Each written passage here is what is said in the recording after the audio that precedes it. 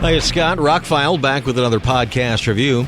Going to talk about 1960s Peeping Tom in its 4K edition.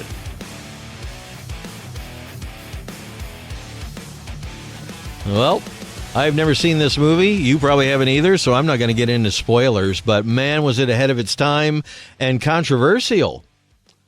This 1960 film, Peeping Tom, was way ahead of its time. It talks about a serial killer. Well, it's about a serial killer who films his victims. He wants to see death, their last scene. He's making a documentary of his life. Turns out he was abused as a kid. These are all heavy themes for 1960 people.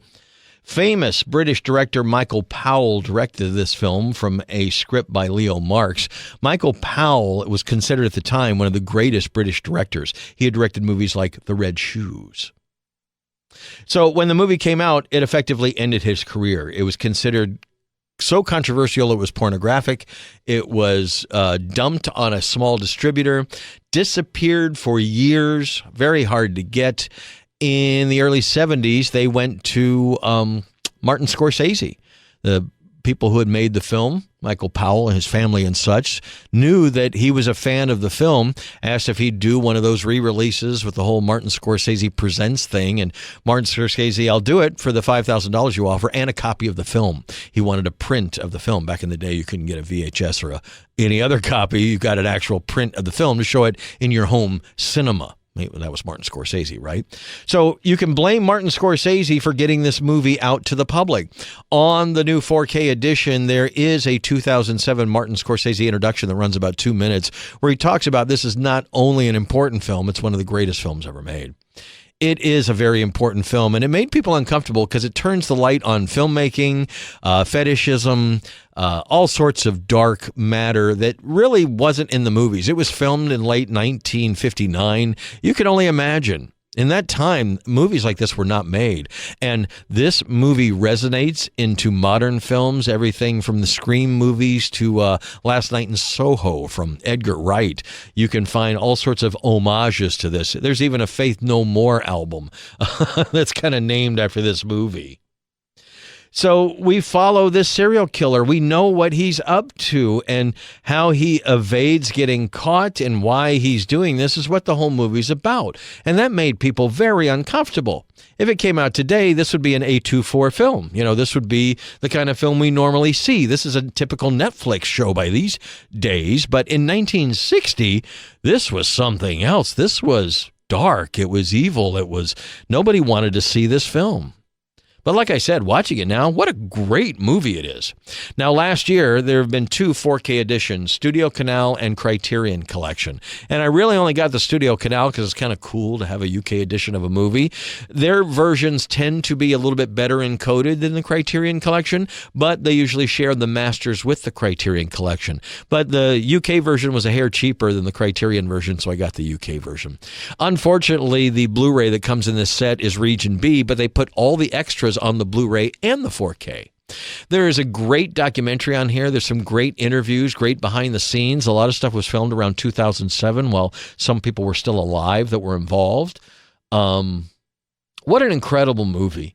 And the ending, just almost Citizen Kane in its level of ending. Really, this is an epically interesting film. The fact that it came out in 1960, but it plays fine today, the fact that this guy is disturbed and why you find out why and what he's doing and how he does it, the whole thing, like I said, would play on Netflix as a miniseries these days. But as a film, it totally works. It's in the vein of like a Hitchcock film, feels like a Hitchcock film because he's traveling in some tropes, not tropes, but more subject matter that Hitchcock traveled in. He's just taking it a step further.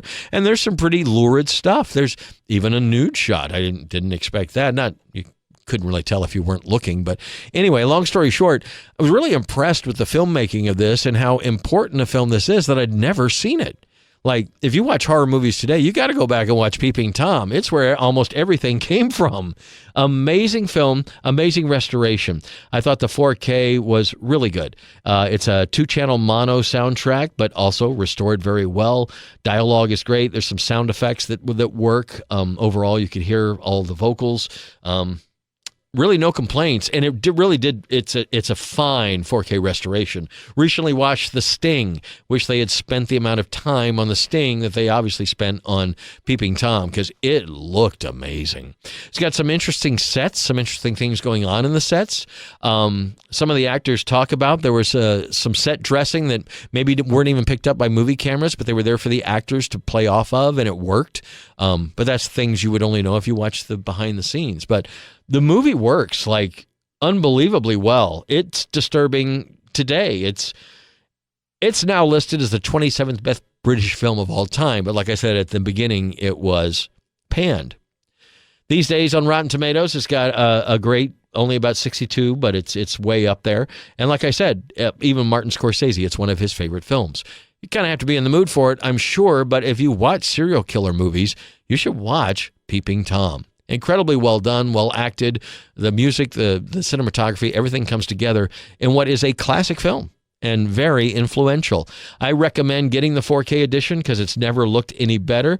And if you don't mind a very light R-rated serial killer film, you'll probably get a lot of enjoyment out of this dark film from one of the best directors of all time. He had to move to Australia after making this movie and made some small films after that, but his career, fortunately, was brought back into the light because of Martin Scorsese's love for this film.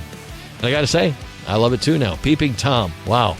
Way ahead of its time. 1960, check it out in 4K if you can. Scott, I'm ROCKFILE. More podcasts are on the way. Thank you for liking, sharing, and subscribing, and having a spectacular day.